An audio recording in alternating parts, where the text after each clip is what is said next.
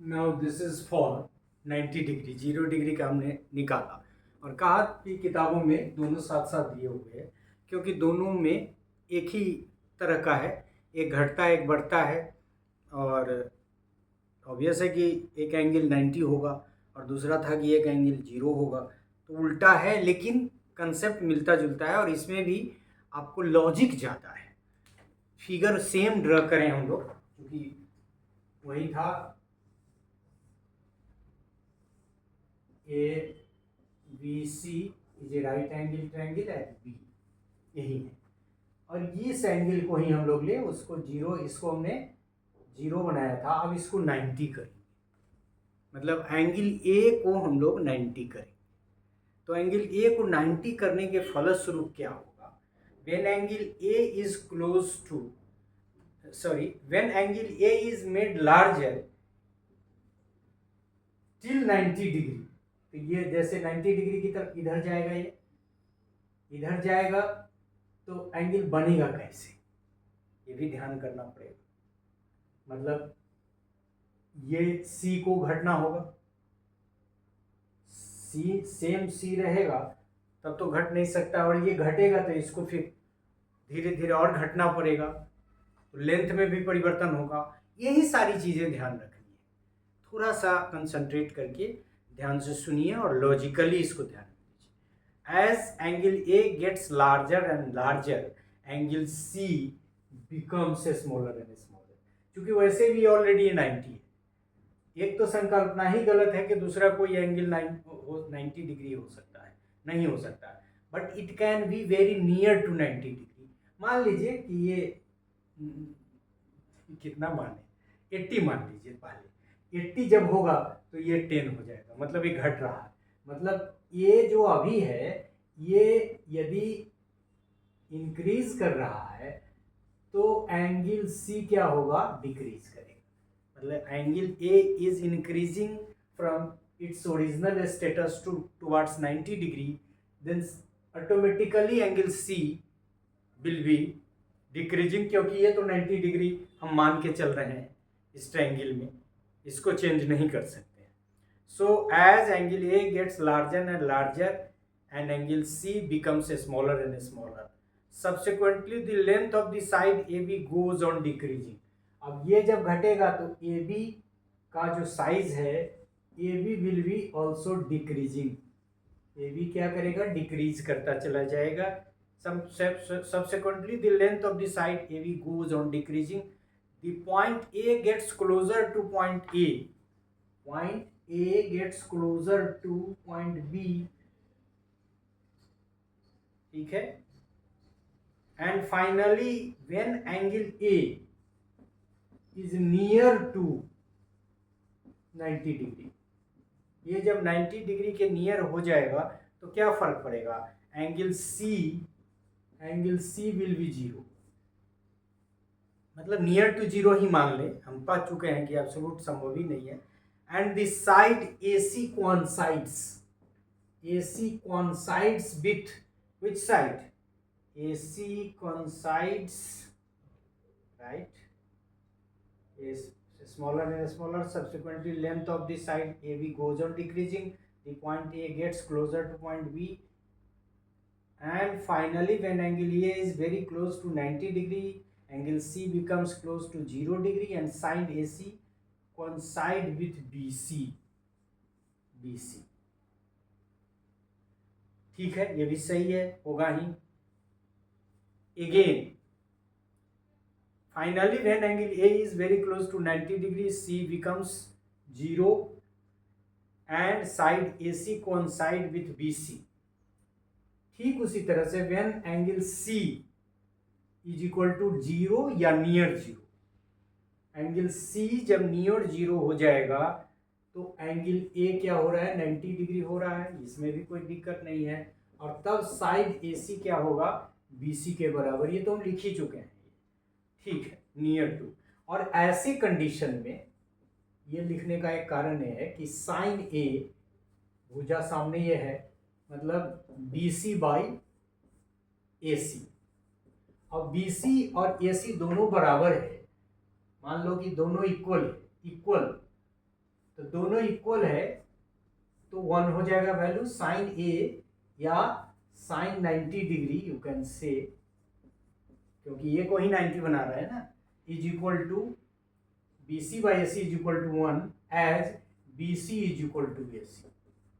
यही बात है, इतना ही। इसमें भी वही साइन कोस का चक्कर है, उतना कर लेने के बाद सब वही है, इसीलिए साथ साथ करते हैं सब जगह।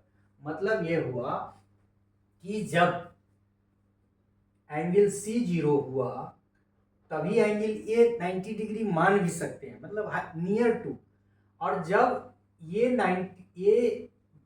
90 डिग्री हो गया और सी 0 डिग्री हो गया तो ए सी और बी सी आपस में बराबर हो जाएंगे। और जब ए सी बी सी आपस में बराबर हो जाएंगे तो साइन ए मतलब साइन 90 डिग्री का वैल्यू कितना हो जाएगा, 1 हो जाएगा।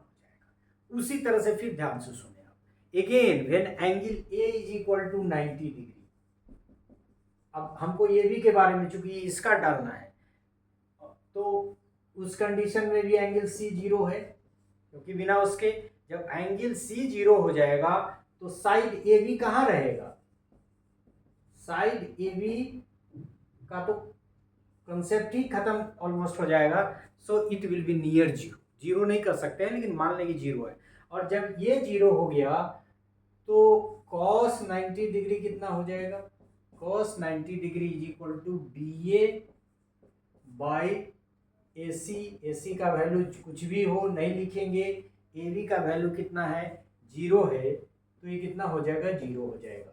मतलब हमको इसमें भी रिजल्ट मिल गया, सॉरी इतना नहीं खींचना है, इसमें भी रिजल्ट मिल गया। तो साइन 0 डिग्री 1 हो गया और कॉस 90 डिग्री, साइन 90 डिग्री 1 हो गया और कॉस 90 डिग्री 0 हो गया। कैसे, लॉजिक हमने दिया, क्योंकि ये एक तरह का हाइपोथेसिस ही ऐसा है जो एजम्पशन है। ऐसा हो ही नहीं सकता है कि दो 90 डिग्री का एंगल एक ट्रायंगल में हो, या फिर कोई एक ट्रायंगल ऐसा हो जिसमें कोई एक एंगल 0 डिग्री हो जाए। लेकिन नियर टू करके हम लोगों ने देखा, तो लॉजिक से हम लोगों ने देखा कि साइन 90 डिग्री 1 और cos 90 degree is equal to 0, और उसी से हम लोग tan का निकाल लेंगे। तो tan 90 degree is equal to sine 90 degree divided by cos 90 degree is equal to 1/0 infinity. इसी तरह से ये हो जाएगा आपको cot 90 degree is equal to cos 90 degree by sine 90 degree. ये क्या हो जाएगा, cos 90 डिग्री 0, ये 1 इज इक्वल टू 0, 4 वैल्यू। फिर सेक 90 डिग्री क्या होगा, 1/cos। cos का वैल्यू कितना है, 0, so 1/0 is equal to infinity. In the same way cosec 90 degree is equal to 1/sin 90 degree. Since the value of sin 90 degree is equal to 1, so 1/1 is equal to 1. Yes, तो मिला लें हम लोग, ठीक है। Sign का value कितना, ये तो हम लोगों को पहले से ही हो गया कि sine 90 degree 1, cos 90 degree 0, tan 90 degree is equal to infinity, cot 90 degree is equal to 0, sec 90 degree is equal to infinity, infinity, or cosec 90 degree is equal to 1. So in this way we have also calculated this value. ये 90 degree और 0 degree के निकालने का जो है उसमें थोड़ा सा लॉजिक है, क्योंकि एजम्पशन बहुत है उसमें। अब झुकेगा 0 डिग्री हो जाएगा, 90 डिग्री हो जाएगा। बाकी में तो क्लियर था कि ये बराबर है, लंब डाल दिया या फिर सीधे 45 डिग्री में निकल गया। So it is a little bit difficult to understand. सिर्फ ये है कि 0 डिग्री में भी हम लोगों ने यहाँ देखा था कि उल्टा था, क्योंकि उसमें घट रहा था, इसमें बढ़ गया, तो इसमें भी रिजल्ट उल्टा हो गया। उसमें साइन 0 डिग्री 0 था और cos 0 डिग्री 1 था, इसमें साइन 90 डिग्री 1 हो गया और cos 90 डिग्री 0 हो गया, तो वैल्यू भी रिवर्स हुआ। तो इस तरह से तो दोनों में बहुत सारी समानताएं हैं, लेकिन कैलकुलेशन की दृष्टि से चूंकि आपको ठीक से समझाया जा सके कि कैसे ये और सी बराबर हो जाते हैं, और जब बराबर होंगे तो बी सी पे क्या फ़र्क पड़ता है, या फिर ए बी और ए सी में क्या फ़र्क पड़ता है, आपस में एक दूसरे के कितने करीब आते हैं तो क्या फ़र्क पड़ जाता है, इस लॉजिक को समझ लेंगे यदि हम, तो इट इज़ वेरी इजी। और इसी से चूंकि साइन 90 डिग्री 1 निकल गया, कॉस 90 डिग्री 0 निकल गया, तो बाकी सारा कैलकुलेट हो जाएगा। उसमें भी साइन 0 डिग्री 0 निकल गया था और कॉस 90 डिग्री 1 निकल गया था, तो उसी की मदद से हम लोगों ने सारा कैलकुलेट कर दिया। इसके रिजल्ट में भी आप देखेंगे तो बहुत समानता है। So in this way we could also learn trigonometrical ratios with respect to 0 and 90 degree. ये बात दूसरी है कि इसको हम लोगों ने 2 पार्ट में कर दिया for the ease of calculation and using the board and like that. So thank you very much for this part as well.